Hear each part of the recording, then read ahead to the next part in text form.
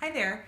Today I wanted to share my super simple system for language arts in the early grades. So specifically, about grades K, 1, 2, and also into 3, though we add a few more things once they hit that age. So it all fits on a sticky note.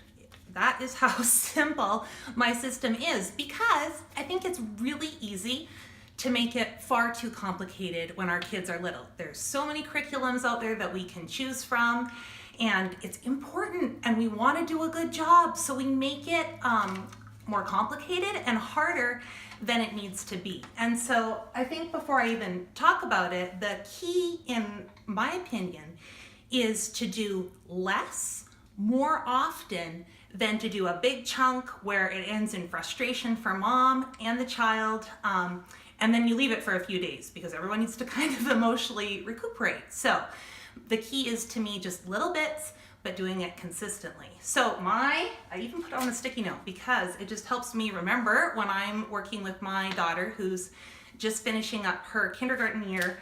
The things that we do are we read, we do phonics, we do copy work, we do some kind of a game, and then we do math. For her, it works to do, reading, phonics, copy work, and a game all kind of in one chunk. She has a really good attention span, and then normally we'll do math as a separate little chunk later. But you have to base that on your kid. Maybe they can only do 2 to 3 minutes of focused work, and then they need a break. So maybe you read, and then they play, and then you come back and do your phonics. And so base that upon your child. But remember that it's better to catch them and do a quality amount in a short amount of time where they're focused, as opposed to trying to do it all at once. And according to Charlotte Mason, when you do a whole bunch and they're inattentive and they're squirmy, and can't sit still, it's better to do a little bit and they can practice being attentive than to practice being inattentive. So I kind of always keep that in mind when I'm judging how long we do something for. And it changes. Some days we do more, and then some days we do less at one time. So as far as reading goes, and like I said, this is kind of the formula I use, K through 1, 2, and into 3 as well. So first thing I like to do is reading. And I have some videos on the Sunlight reading curriculum, which is what we use.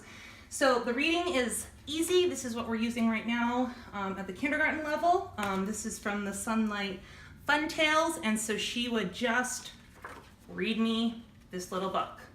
Liz helps Zeb a bit. Liz helps him hop on a jet. And so she'd read this story, and that's it. That's her reading component. I also really like these books. They're by Nora Gatos, and you can buy them in little packs at Mastermind Toys or on Amazon. And they're excellent. And you can get them, just those short vowel words and lots of repetitions. So we read lots of these. So that's our reading component. It would be the same in first grade and second grade, just of course for each grade as they can handle it, and grades are irrelevant, but really as their ability to do more, then you just meet them where they're at. So the reading at, that was kindergarten. In first grade for us, and that looks different for everybody, this is about, they'd read, that would be their story, their reading for the day. So they would read that and that, and then that's it. In second grade with my son, he read through this book, the Beginner's Bible, and he would read one story. So there would be that and that, that and that. And I would help him because that was, this was probably later into second grade, and I'd help him with any names or anything. So that would be, like I said, in all of those grades, we would do that reading component. And then after reading, either we would take a break, or if they could keep going, we would do phonics. I think phonics is really important. And so for phonics, we use Explode the Code. And so we use that all the way starting in kindergarten through to, probably fourth grade or so. And so this is just the book 2.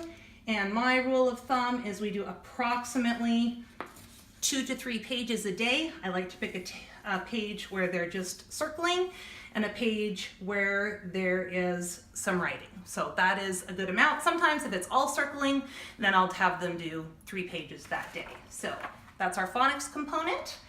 And then we also do sight words, and that's really, I just have some flashcards and we'll practice those. That's built into our reading curriculum, but you could do any sight words and we just practice the few that they're learning with a flashcard.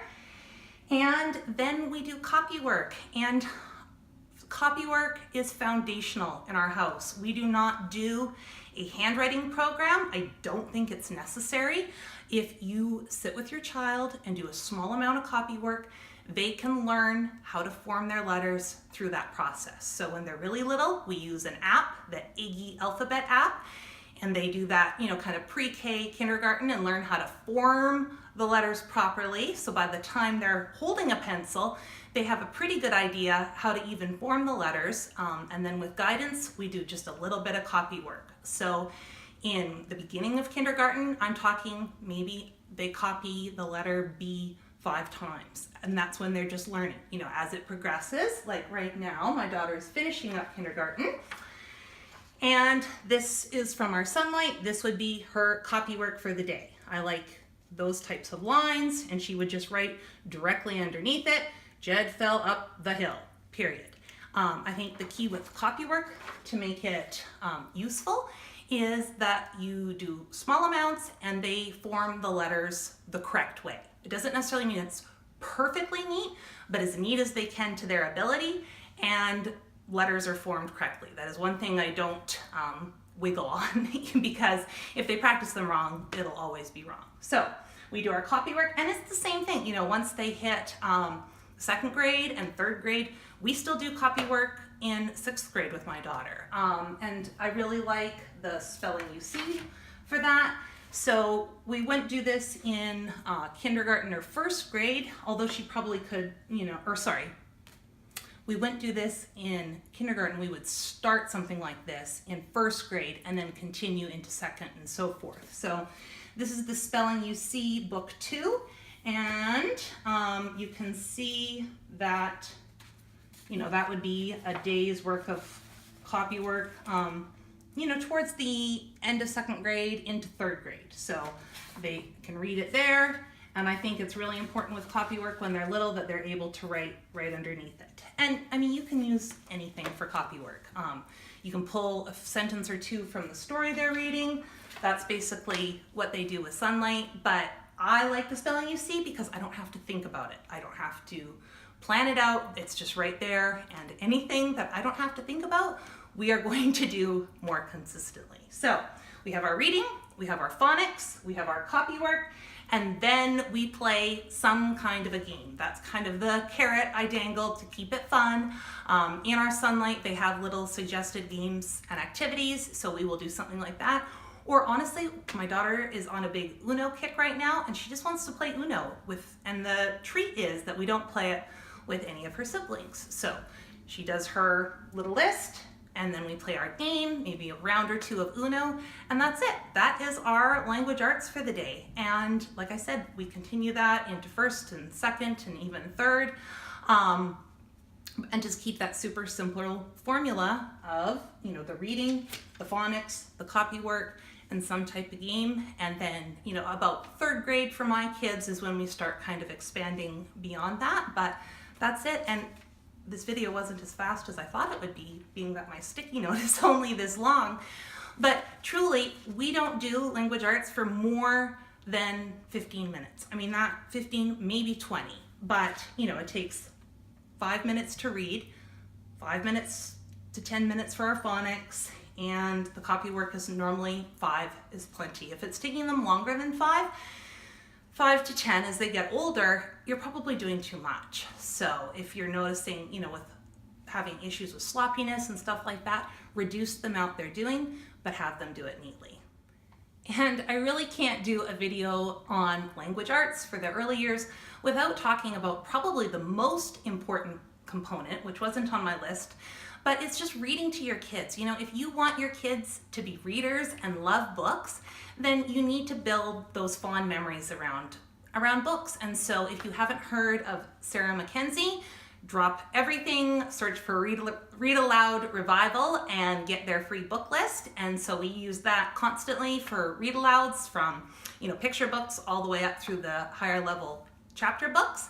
And then the other thing is too, especially when you have boys, and girls too, of course, but I know for boys in particular, just finding quality nonfiction there's something about knowledge and facts that boys just eat up. And I love these books from Usborne. They're their Usborne Beginners series, and they have tons of them, and they're just beautiful. I mean, this is all about night animals, and the illustration or the pictures are real, which is great, and they're beautiful. And there's just a nice amount of text on each page. So these are fantastic. So, in addition to the little list of work that we do, just reading aloud and growing that love of learning and reading is, I think, truly the most important thing you can do. I hope that was helpful. I think making a sticky note for mom and putting it on your desk or their binder or something, and it eliminates the decision. I don't have to think when we sit down.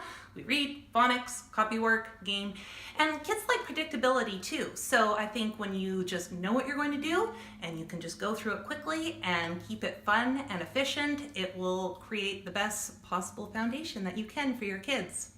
Bye-bye.